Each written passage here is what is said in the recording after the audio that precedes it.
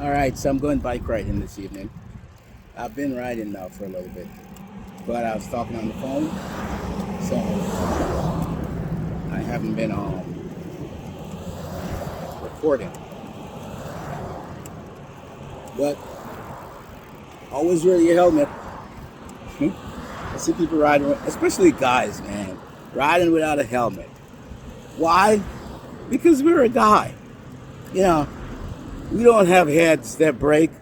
Our head can't break. If we fall, no, we can't bump our head. Because why? We're a guy, we're a man.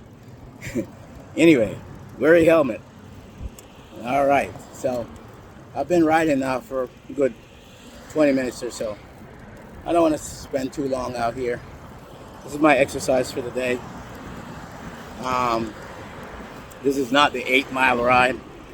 This is just riding up the road here, probably a couple miles.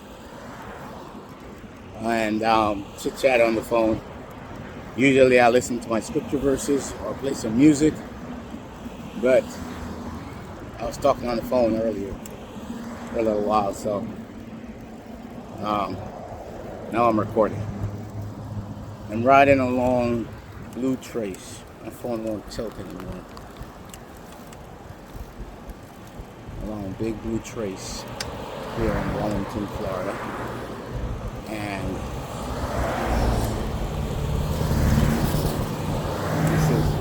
it's rush hour now. What time is it, by the way? Oh, it's 5:24. Oh man, I shouldn't have been riding now. Can't sleep later on.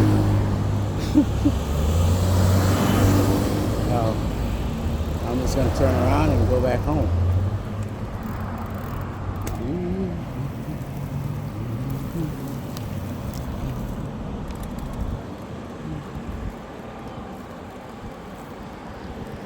All right, so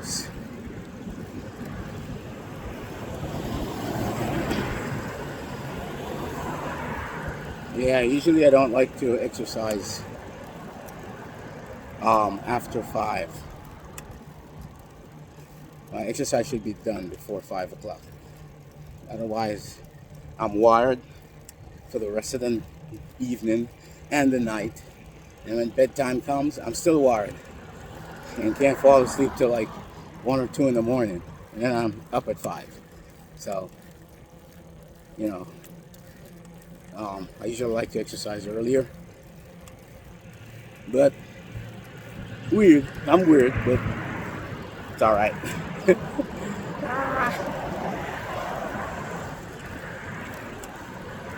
Yeah, it's rush hour. You can hear the cars zipping by there. This is not my ideal place to ride along the streets here with exhaust fumes and noise and dodging cars turning into their neighborhoods.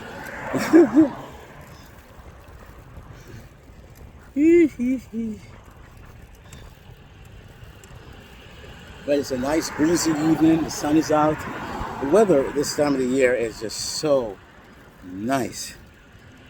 It's a little warm in the day, but cool in the evenings. So I don't know if you guys frequently go to the Miami airport, but statistics say it's one of the worst airports in the whole nation. People are rude. I don't know, I believe those statistics too. They didn't have to use the statistics to tell me how bad it is. I've gone there quite a few times, and it's just not a good airport. It's not laid out right. And you know, you have a large influx of people that are traveling now to and from South America and the Caribbean that's coming through there. And it's a connecting for a lot of places from the Midwest. Not the Midwest, but it's a connecting for people coming from just about anywhere in the Midwest to go to the Caribbean. They connect there if you fly American. Airlines. Um, and so American is a big hub there. And their system is a mess. Their logistics and check-in, and it's just messy. They keep sending you from one place to the next, from one place to the next.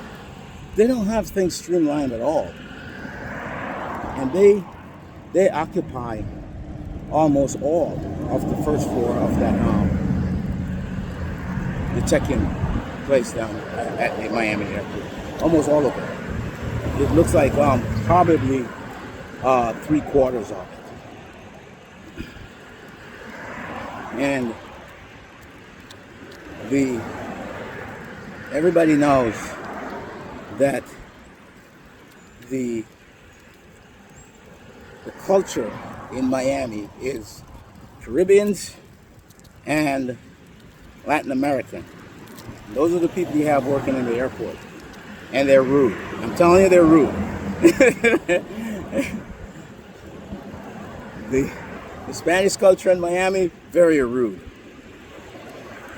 That's not a discrimination or anything like that. And some of the Caribbean culture in Miami, very rude. Whether they're Spanish or whatever they are. Blacks, whites, browns. Just a rude culture. It's much like New York, you know.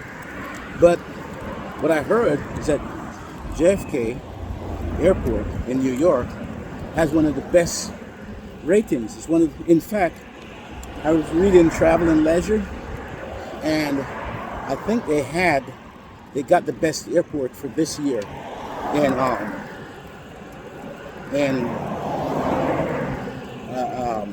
in the U.S., maybe the world, because they redid that airport. They renovated it, remodeled it rather, not renovated, but remodeled it, and put in state-of-the-art stuff.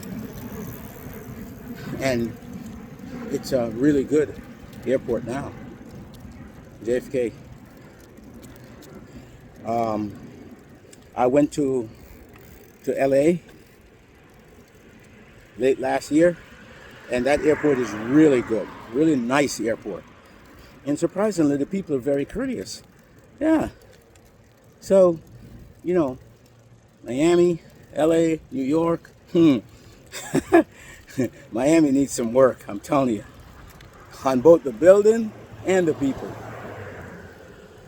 Yeah, it's just a poor culture there with the way people treat people. You'd expect that in a city like New York or LA, that's much bigger, and have a reputation, especially in New York, for people being rude.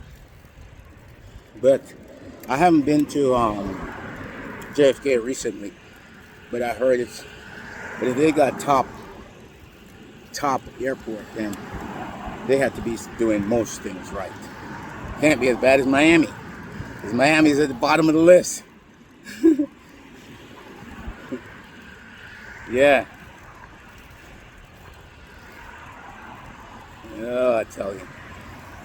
Yeah, that's just poor organization there.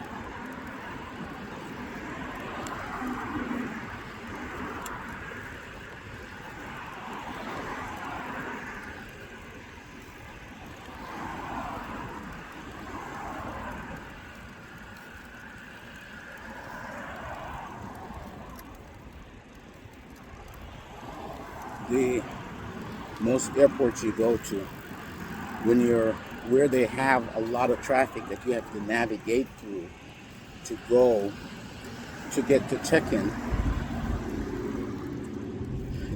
those areas are usually wide and spacious to allow traffic to come and go easily. That airport, the places to check in is almost in the walkway, where it's roped off, so you can go through those lines. It's almost in the walkway, so people are bumping each other. So basically what I'm saying is the walkways are narrow, very narrow.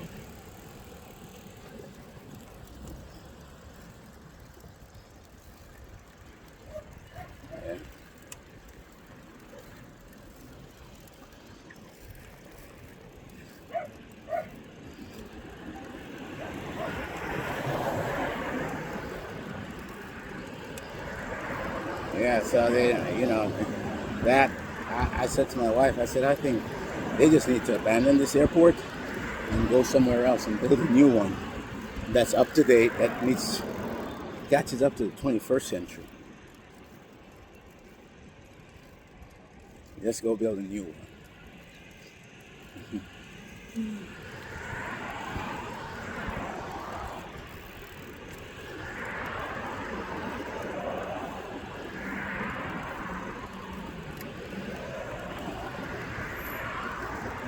All right, so I'm slowly making my way back home here. Slowly making my way back home.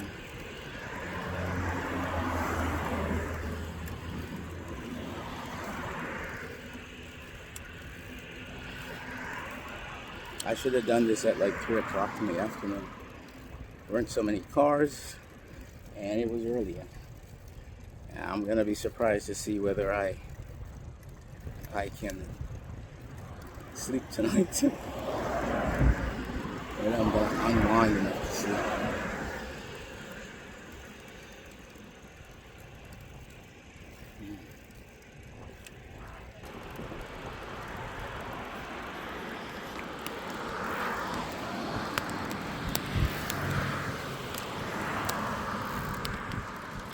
Okay.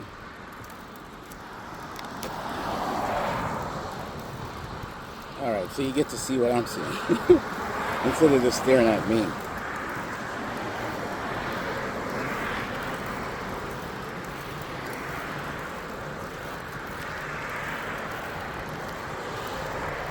This is my dash cam here.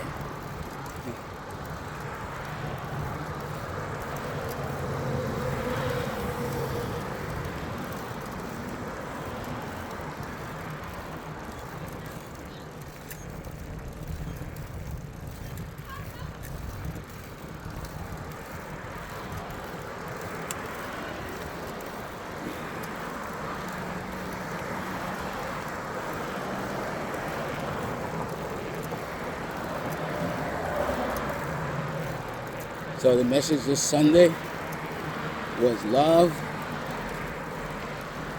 demands sacrifice. And ever so true. And the scripture was John 3. And guess what verse? The most popular verse in the whole Bible. John 3:16. For God so loved the world. Because he loved. For God so loved the world that he gave his only begotten Son. That whosoever believeth in him should not perish but have everlasting life. So, because God loved, he gave. And he gave, the reason he gave is because he loved. And so if he loved us and he sacrificed for us, is if we love him, it demands something from us too. Like, you can't say you love somebody and you just say it in words, and I've never proved it. And in one scripture, he said, if you love me, here's how you're going to prove it. Keep my commandments. Do what I say if you love me. And so, are you doing that? If you love the Lord, are you keeping his commandments? And in another scripture it says, his commandments are not grievous. So you see, the Bible clarifies everything. Scripture interprets scripture. And that's the best interpretation you can have. Where, I guess that's what they call the dynamic interpretation, where the scripture itself interprets the scripture. Because the scripture, another scripture, answers the questions that you have about one scripture. One scripture answers the question you have about another scripture. So you said, if you love me, keep my commandments. So what? So yeah, I gotta keep, if I love you, I have to do everything you say. And then, when I do that, it might be something that I don't want to do. It's just hard. That's detrimental to me. But then the Lord clarifies it and says, his commandments are not grievous. Meaning they're not detrimental. It's not something to cause you harm, pain. It's something to, it's always going to be your benefit in the long run. Because God don't need us to do anything for him to make him any better. or to make him feel good. Or to make him look good. No, God is God all by himself. Scripture said it is he that hath made us and not we ourselves. We are his people and the sheep of his pasture. So we need him. He created us for his own purpose, and own will and pleasure. And we need him. He doesn't really need us, but because he loved us so much, he gave, and uh, he continues to give. I almost fall off my bike here. I don't know what I was doing.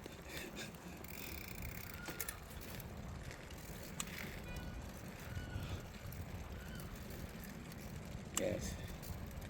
God so loved the world that he gave. And I'm almost back at the house, so we're almost here.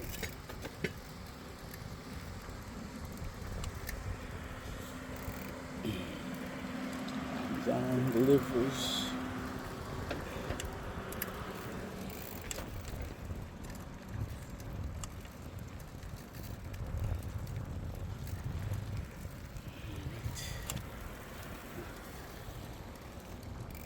Alright, oh, let me go check the mailbox here.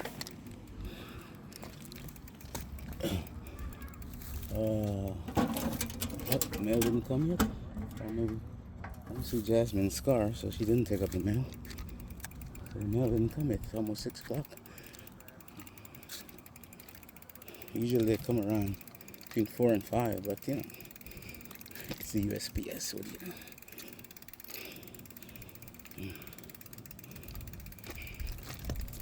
Alright guys, we are done with riding day today.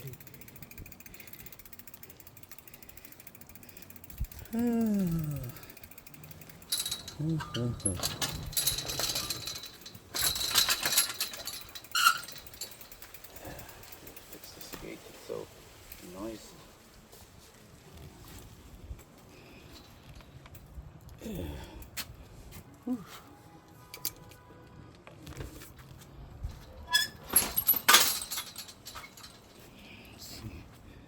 We can get back into this garage here. Fix it. More little spots here to get in. Try to work it.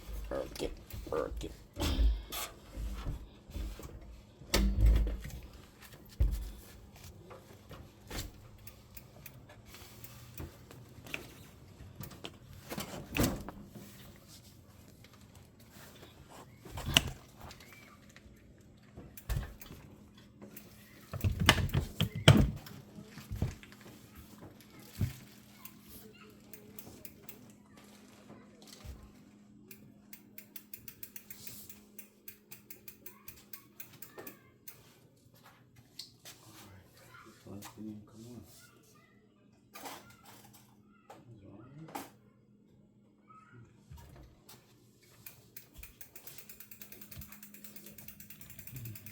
Some stick up points for this place.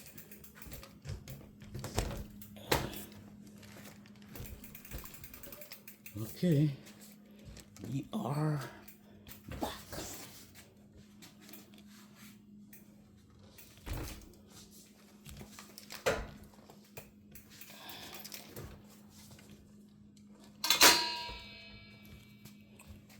Okie dokie, let me unleash this.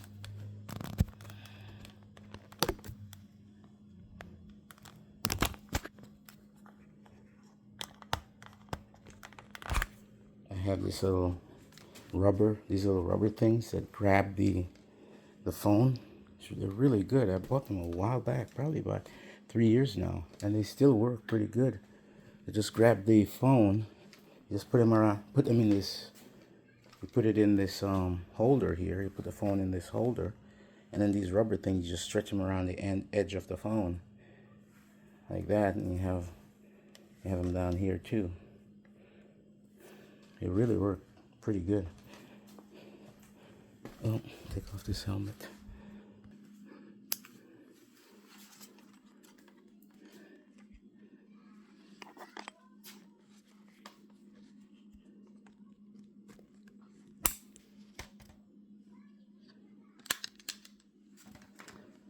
All right.